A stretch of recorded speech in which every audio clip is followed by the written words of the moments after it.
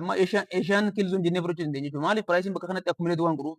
San booda Londonii keessatti ol utaaleetti manipuleet godhee achi booda dhufeeti Niiwoork Ooppenii keessatti immoo dhufee maal godhee gara gadiitti distribuushinii agarsiisee jechuudha.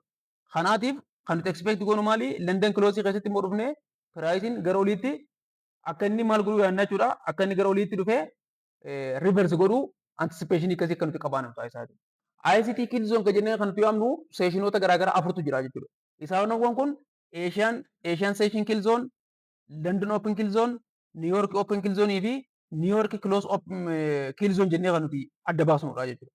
Asian Session Kill Zone jennee kan nuti adda baasnu 8 PM irraa ka'ee hanga 12 AM tti yookaan immoo isin kun akka Eastern Standard Time jechuudha. Akka taayimii keenya Eastern Standard Time irra keenyee reenjiin yeroo 8 PM irraa ka'ee hanga 2 PM irra jiru jechuun halkan toora 6 fi wayii kanarraa ka'ee hanga ganamarraa hanga ganamaatti jechuudha. Akka argamu kanaatiin maal jechuu ni dandeenya?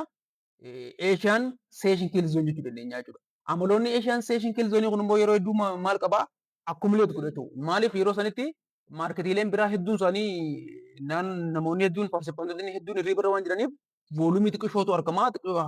Muuvumentii xiqqishoon qofti waan uumamtuuf jecha yeroo sanitti voolaatiliitiin hedduun jirtu waan voolaatiliitiin hin jirreef jecha piraayisiin leevaluma wayii keessa haala kanaatiin akkumuleeshinii wayii gaggeessa malee muuvumentii hedduun agarsiisu jechuudha. Amalli guddaan inni nuti ittiin Asian Kill Zone kan adda baafannu ni jechuudha.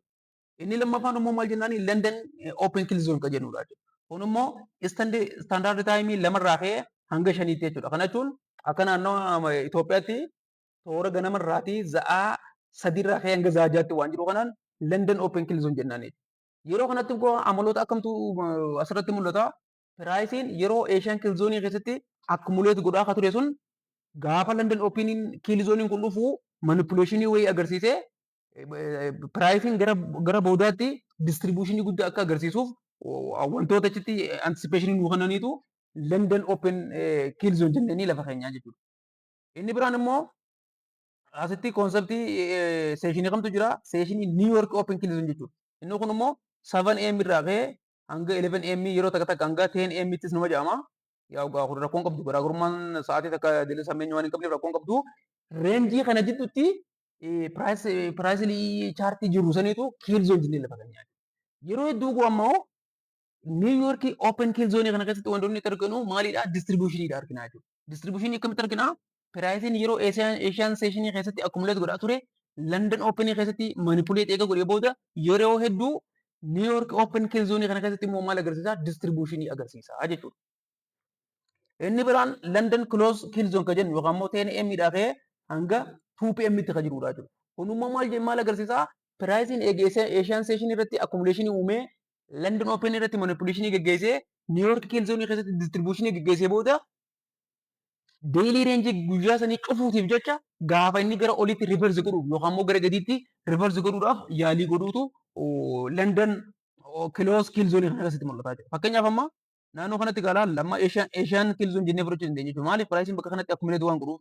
San booda Londonii keessatti ol utaaleetti manipuleet godhee achi booda dhufeeti New York Open keessatti immoo dhufee maal godhee gara gadiitti distribuushinii agarsiisee jechuudha. Kanaatiif kan nuti expect goonu maali? London Close keessatti immoo dhufnee piraayisiin gara oliitti akka inni maal godhuu yaadna jechuudha. Akka inni gara oliitti dhufee reverse godhuu anticipation akkasii akka nuti qabaannu taasisaa. Kanaafuu koonseptii ICT keessatti Kill Zone yookaan immoo yeroo itti wanti hedduun jiru aktivitiin hedduun jiruu fi voolumii fi liquiditiin bareedduu magaalaa keessa jirutti tireedii fudhachuudhaaf seetaappii babbareedduu keessatti argachuu waan dandeenyuuf yeroo kana qofa tireedii kan nuti fudhannu ICT nu gorsa jechuudha.